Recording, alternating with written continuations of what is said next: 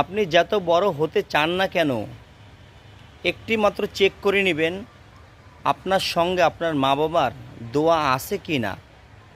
মা বাবার দোয়া পেতে গেলে মা বাবার কথা শুনতে হবে, মা বাবাকে দেখাশোনা করতে হবে।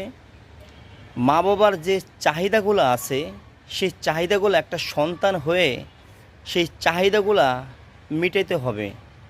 এখন আমি সেই চাহিদাগুলো মিটাতে যেয়ে যদি আমি মনে করি আমার টাকা শেষ হয়ে যাবে, আমার ব্যবসায় লস হবে, না ভাই, তাহলে আপনার এটা ভুল ধারণা।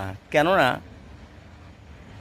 আল্লাহ পাক আপনাকে যে অর্থ সম্পত্তি দিয়েছে তার কিছু সংকট টাকা আপনার মা বাবার পিছনে আপনি ব্যয় করেন।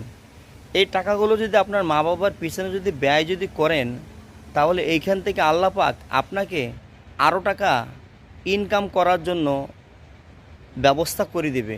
এটা আমার আল্লাহর কথা। আমরা মা বাবা যখন বৃদ্ধ হয়ে যায়, মা বাবা যখন বয়স হয়ে যায়, তখন আমাদের বইয়ের কারণে, আমাদের প্রতিবেশীর কারণে আমাদের মা বাবাকে আমরা তুচ্ছ তাচ্ছ মনে করি।